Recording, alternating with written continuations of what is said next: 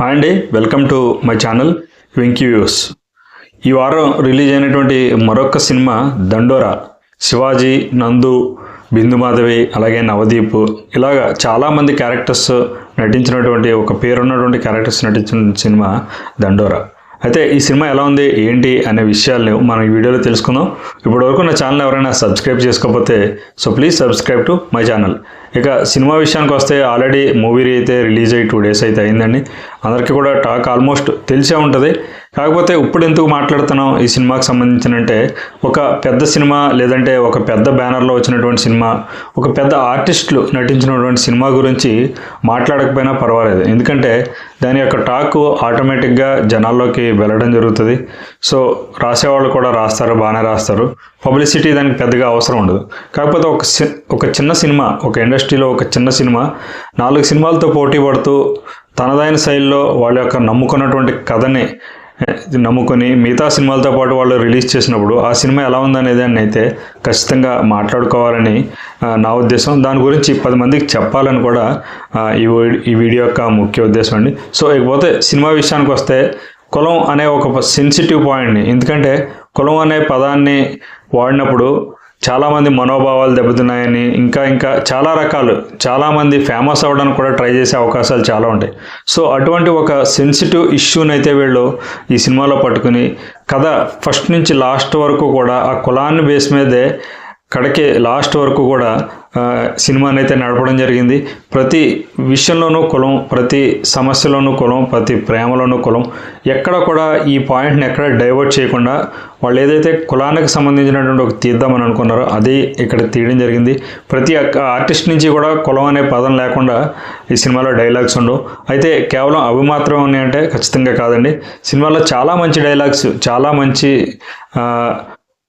Depth ఉన్న dialogues మనకు వినడానికి నార్మల్గా అనిపించినప్పటికీ కూడా దాని యొక్క ఇంపాక్ట్ చాలా ఉంటుంది మనం ఒకసారి ఆలోచిస్తే. అటువంటి డైలాగ్స్ని అయితే ఇందులో రాయడం జరిగింది. ఇకపోతే క్యారెక్టర్స్, ఇందులో హీరో ఎవరు అని అంటే కూడా చెప్పాలనంటే కథే హీరో. ఆ కథని మోసినటువంటి మిగతా క్యారెక్టర్స్ అందరూ కూడా హీరో అనే చెప్పాలి. ఎందుకంటే ఆ కథ ఎంత బాగున్నప్పటికీ కూడా ఆ కథలో ఉన్నటువంటి క్యారెక్టర్స్ సరిగ్గా యాక్ట్ చేయకపోయినా, అందులో ఉన్నటువంటి వాళ్ళు దానికి తగ్గట్టుగా ఏదైతే కథ రాసుకున్నారో ఆ క్యారెక్టర్కి తగ్గట్టుగా వాళ్ళు ఆ పరకాయ ప్రవేశం చేయకపోయినా ఖచ్చితంగా ఆ సినిమా ఫ్లాప్ అయ్యే అవకాశాలు ఉంటాయి. కాకపోతే ఈ సినిమా విభిన్నంగా తీసుకున్నటువంటి ప్రతి క్యారెక్టర్ వీళ్ళ కోసమే ఈ కథను రాశారా, లేకపోతే కథ రాసుకున్నాక వీళ్ళని ఎంచుకున్నారా అన్నట్టుగా అయితే అంతగా ఇముడిపోయిందని చెప్పాలి. క్యారెక్టర్స్ గురించే మనం ఎక్కువగా మాట్లాడుకోవాలి. సినిమా బాగుందా బాగాలేదా అనే విషయాన్ని మనం మాట్లాడుకునేటప్పటికి ఆబ్వియస్గా సినిమా బాగుందనే చెప్పాలి, సింపుల్గా చెప్పాలంటే. అయితే ఖచ్చితంగా క్యారెక్టర్స్ గురించి, ఈ సినిమాలో నటించినటువంటి నటీనటుల గురించి అయితే మనం ఖచ్చితంగా మాట్లాడుకోవాలి. ఒక కులానికి సంబంధించినటువంటి ఒక యాక్టివిస్ట్గా శివాజీ గారు చేసినటువంటి యాక్టింగ్ నభూతో నా భవిష్యత్ అనే చెప్పాలి. ఒక తండ్రిగా, అలాగే ఒక ఊళ్ళో ఒక కుల పెద్దగా చేసినటువంటి ఆయన యాక్టింగ్ నిజంగా చాలా ఎక్స్ట్రాడినరీగా ఉందని చెప్పాలి. ఆయన చేసినటువంటి వ్యాఖ్యలకి ఈ సినిమాకి ఎటువంటి సంబంధం లేదు. కాకపోతే ఏదో పిచ్చి వాగుతున్నారని అనుకోవాలి తప్ప సినిమా పబ్లిసిటీ కోసం. సినిమాలో దమ్ముంటే ఎటువంటి సినిమా అయినా వెళ్తుంది. దమ్మున్న సినిమాలను కూడా నెగిటివ్ రివ్యూస్ రాసి దింపేయడానికి చూస్తున్నాం ఈ రోజుల్లో. సో ఖచ్చితంగా శివాజీ గారు చేసినటువంటి క్యారెక్టర్ ఏదైతే ఉందో చాలా ఎక్స్ట్రాడినరీగా వాళ్ళ కథను రాసుకోవడం జరిగింది, ఆయన క్యారెక్టరైజేషన్ రాసుకోవడం జరిగింది. అదేవిధంగా శివాజీ గారు కూడా అంతే స్ట్రాంగ్గా, ఎక్కడా కూడా మనకి మంగపతి క్యారెక్టర్ లాగా అనిపించినప్పటికీ కూడా ఒక సీరియస్ లుక్ ఉన్నప్పటికీ కూడా ఇది వేరు, ఇక్కడ ఉన్నటువంటి సిచ్యువేషన్స్ వేరు, ఇక్కడ ఉన్నటువంటి కథ వేరు, కథనం వేరు. సో ఆయన అందులో ఫస్ట్ హాఫ్లో నటించినటువంటి విధానం వేరేగా ఉంటుంది. సెకండ్ హాఫ్కి వచ్చేటప్పటికి ఆయన పశ్చాత్తాపడేటటువంటి ఆయన యొక్క ఫేస్లో ఎక్స్ప్రెషన్స్ కానీ, ఒక సీనియర్ నటుడు, ఒక 30 సంవత్సరాల ఇండస్ట్రీలో అనుభవం నటుడు ఎలా నటించాలో ఖచ్చితంగా అలాగే ఆయన అయితే నటించడం జరిగింది.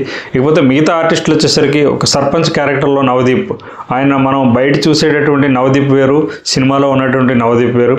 ఒక సర్పంచ్, ఒక చిన్న విలేజ్లో ఉన్నటువంటి ఒక సర్పంచ్ అవడం, ఆయన ఏం చేసినా మంచి చేయాలని అనుకునే తాపత్రయపడేటువంటి ఒక సర్పంచ్, అది మిగతా వాళ్ళకి ఊర్లో జనానికి అర్థం అవ్వకపోవడం, ప్రతి అడుగులోనూ ఎక్కడ ఇబ్బందులు రాకూడదు, ఏ చిన్న ఇష్యూలోనూ ఇబ్బందులు రాకూడదు అనేటువంటి క్యారెక్టర్ అయినటువంటి నవదీప్ క్యారెక్టర్ కూడా చాలా ఎక్స్ట్రాడనరీ ఉంది. ఆయన కూడా క్యారెక్టర్కి తెలంగాణ స్లాంగ్ ఉన్నప్పటికీ ఆయనకి ఆల్రెడీ అలవాటైన క్యారెక్టర్ లాంగ్వేజ్ అయినప్పటికీ కూడా చాలా ఎక్స్ట్రాడనరీగా ఆయన కూడా అందులో ఒదిగిపోవడం జరిగింది. ఇకపోతే మిగతా క్యారెక్టర్ ఆర్టిస్టులు వచ్చేసరికి నందు ఒక ఫ్యామిలీ మ్యాన్గా, ఒక కొడుగ్గా ఆయన చేసినటువంటి యాక్టింగ్ కూడా, నందు యాక్టింగ్ కూడా చాలా, ఇంకా మిగతా సినిమాల కోసం ఆయన వెయిట్ చేసినప్పటికీ కూడా ఈ సినిమాలో ఆయన ఇచ్చినటువంటి పెర్ఫార్మెన్స్ ఇంకా ముందు సినిమాల్లోకే ఖచ్చితంగా అయితే ఉపయోగపడుతుంది. నందుకి భార్య కింద నటించినటువంటి ఆ అమ్మాయి క్యారెక్టర్ కూడా ఉన్నంతసేపు నిడివి ఎక్కువ ఉన్నప్పటికీ కూడా కాన్వర్సేషన్, ఇద్దరికి మధ్య ఉన్నటువంటి కాన్వర్సేషన్స్ కూడా చాలా బాగున్నాయి. ఒక లైవ్లీహుడ్ని అయితే మనకి కనిపిస్తూ ఉంటుంది.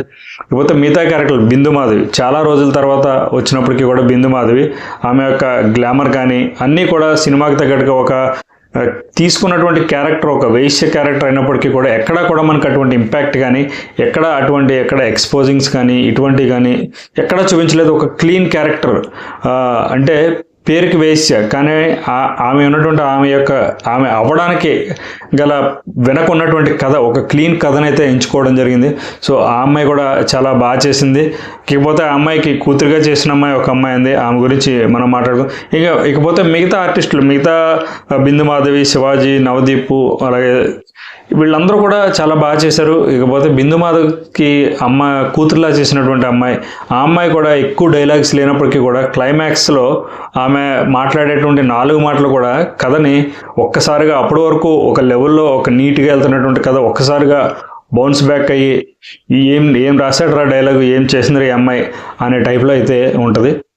సో ఈ విధంగా మిగతా ఆర్టిస్టులు కులానికి సంబంధించినటువంటి కొంతమంది క్యారెక్టర్లను తీసుకున్నారు. అలాగే శివాజీ ఫ్రెండ్గా నటించినటువంటి ఆయన రెగ్యులర్గా నటించినటువంటి ఆర్టిస్ట్ ఆయన కూడా చాలా బాగా చేశారు. ఎవరి కాళ్ళు నువ్వా నేనా అన్నట్టుగా అయితే సినిమాలో పోటీ పడి చేసినట్టయితే ఉంది.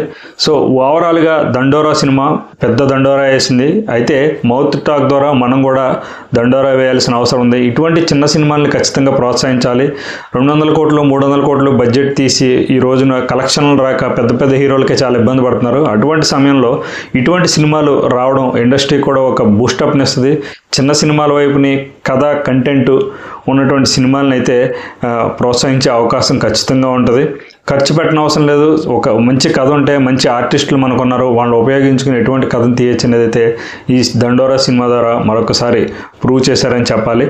సో ఇది ఫ్రెండ్స్, దండోరాకి సంబంధించినటువంటి ఒక క్లీన్ మూవీ అనే చెప్పాలి. ఒక కంటెంట్ఫుల్ మూవీ అని అయితే వాళ్ళు ఏదైతే పెట్టారో contentful movie with block buster movie అని అయితే నా ఒపీనియన్. మీరు ఎవరైనా సినిమా చూడకపోతే ఖచ్చితంగా ఇటువంటి సినిమాని మనం చూడాలి, మన పిల్లలకు కూడా చూపించాలి. అటువంటి సినిమాయే ఇది. సో మీరు ఇంకెవరైనా ఈ మూవీని చూడకపోతే ఖచ్చితంగా మీరు కూడా ఈ మూవీని చూడండి, అలాగే గట్టిగా దండోరా కూడా వేయండి. సో ఇది ఫ్రెండ్స్, ఈ వారం రిలీజ్ అయినటువంటి మరొక సినిమా దండోరాకి సంబంధించినటువంటి రివ్యూ. మీరు ఆల్రెడీ ఈ సినిమాని చూస్తున్నట్లయితే మీకు ఎలా అనిపించింది, మీ ఒపీనియన్ ఏంటి అనేది కూడా కమెంట్ సెక్షన్లో కమెంట్ చేయండి. నా వీడియో మీకు నచ్చినట్లయితే తప్పకుండా లైక్ చేయండి. ఇప్పటివరకు నా ఛానల్ ఎవరైనా సబ్స్క్రైబ్ చేసుకోకపోతే so please subscribe to my channel. Bye.